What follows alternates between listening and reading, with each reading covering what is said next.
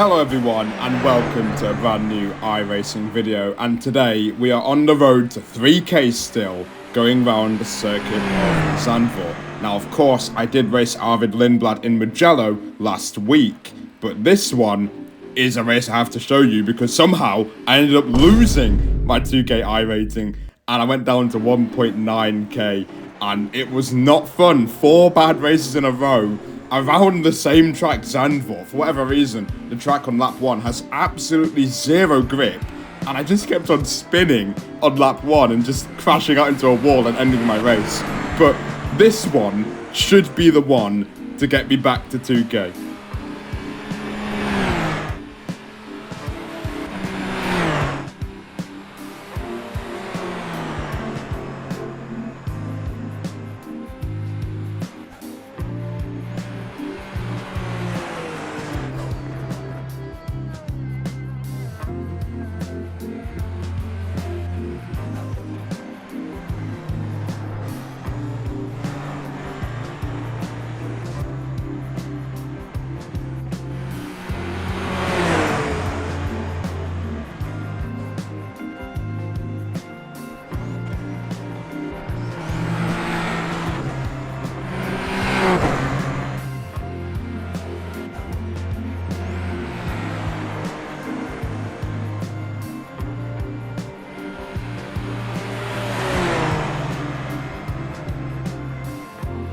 So there we go, that was a pretty clean lap at 1:24.4, not really the best lap I've ever done, and it turns out it was good enough for P2, even though I did drop 2 tenths at the final corner, meaning I would have easily gotten pole position.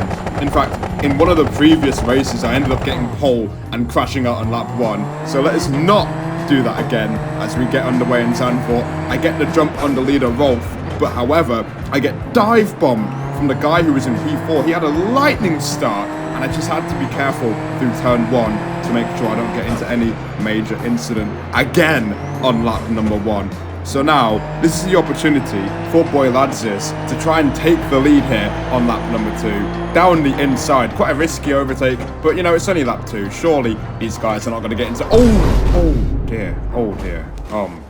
Well, they've gotten into a big collision, and that allows me to go into the lead of the Grand Prix, and I never looked back.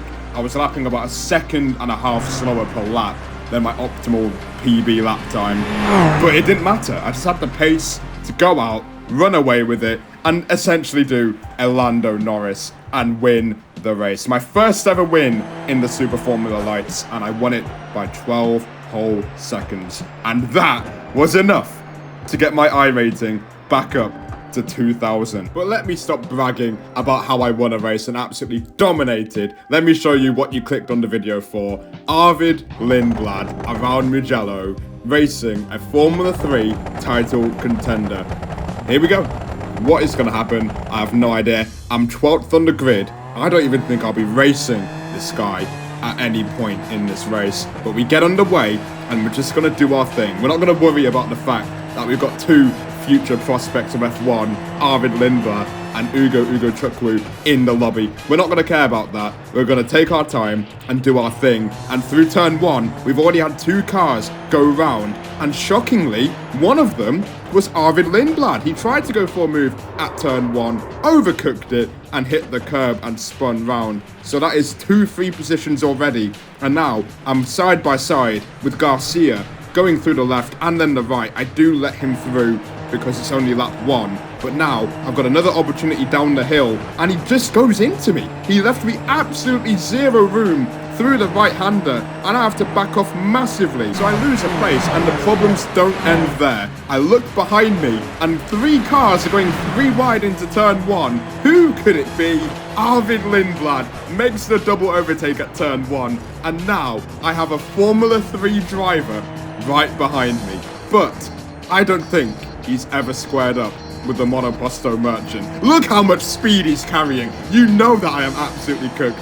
2 cars go off on the left, taking themselves out of the race. So another 2 free positions for me. That is what I'm focusing on. But look at how much speed that LINDBLAD is able to carry. I have no idea what kind of setup he was using, but it must be good in this open setup race. Here he goes then, to the inside. He takes me by surprise. I do leave just enough room, and he nearly spins out on the curb again. He didn't learn the lesson from lap number 1, and it nearly came to punish him. And he very nearly lost the car, but he did well to control it. And that is just pretty insane, to be honest. I thought I hit him at first, but thankfully I absolutely did nothing wrong. And also the netcode did not end up dying on me.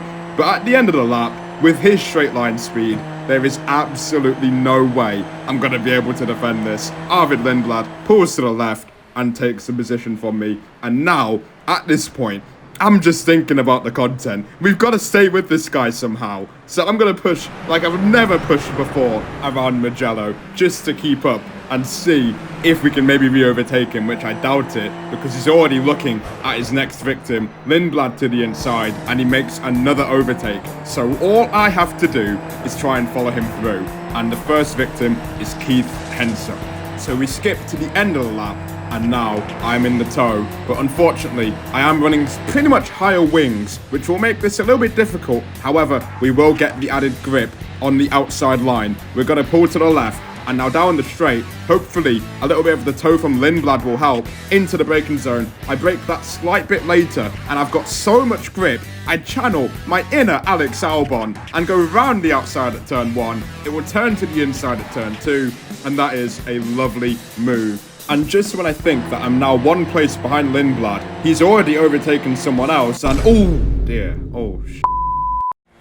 Well, we are now one place behind ARVID LINDBLAD as we get to the end of lap 5, and he could have gone for it at the final corner, but he played it smart, stuck in the slipstream, and with that straight line speed that he has in that setup, this will be a foregone conclusion. Here he goes on the straight, in the tow. It won't be long before he goes to the left. The guy will try to defend actually, but there's absolutely no point. LINDBLAD moves up another position, and there I am, kind of realizing we're never keeping up with this guy. He is so quick. But on the bright side, a few laps later, the guy who pushed me off on lap 1 has spun out all by himself, giving me a free position. So that is absolutely lovely. But unfortunately, we just don't have the pace, as it seems, as Jarrett Lee goes down the inside. And instead of fighting him, we're going to try and keep with him to try and catch up to the cars in front. So how's that going to go? I have no idea, especially now that we're in the dirty air. But I can tell you, Lee was rapid, and he probably gained about 2 seconds on me. Going into turn 1 though, on board with Lee, he brakes a little bit too late and bins it by himself. And that is another free position once again. Thank you very much. I'm sure that he will probably catch me by the end of the race though. He was rapid. And I'd like to tell you, these lap times that I was doing were no joke. I was literally setting PB after PB on my screen. But it just seems that I don't have the pace of the front runners in this open setup race. Meanwhile, further at the front, Lucas is going for a move here round the outside, and he locks up at turn 1, tries to control it, but has no grip on that outside line. And there, he spins out completely. Once again, another victim of turn 1. And that is really convenient for me, because by the time I show up, he is right in front of me, and he's going to be struggling with hot tyres now. So I could maybe try and get a move on, but I know how quick he is. I know he was racing for the podium, so I might just sit behind. Well, never mind. We're not going to sit behind him. He's going to let me through. That's also really considerate, but I would have liked to try and leech onto him, but alas, what can you do? But we move on to the penultimate lap, and I'm sitting in P4 right now. Get me in Super Formula. However, I know that I am royally done for on this final lap, because I'm already running high wings, I don't have a tow, and I have 2 cars who are eager to pass me, one of them being Jarrett Lee, who we saw spin earlier a few laps ago. I tried to break the tow, to no avail. There was no point even weaving, because the 2 of them pull to the left-hand side and overtake me well before turn 1. And all I can do now is try and maybe hope I can get P5. Maybe those 2 in front of me might collide with each other. So we're just going to sit back for now and just try and follow them. We'll use our higher wings, but I am running out of tyre grip at this point in time, as tyre management is quite difficult in the Super Formula lights. But now through the right-hander, now the left, and I'm actually losing time to these guys. So it seems like it might be over. We could have been P4 had the race ended a lap earlier, but it looks like we're going to have to settle for P6, which is still a very good result regardless. Despite the lack of pace, I do not have a paid-for setup. I absolutely refuse to pay for a setup on this game. You already pay enough money to play the game, let alone for setups. So we'll come home in P6, a decent race for me, and yeah, a very fun race of wheel-to-wheel action all the way through. So there we go. That is the time where I raced a Formula 3 driver on iRacing. Be sure to like and subscribe for more content, and I'll see you all in the next video. Goodbye.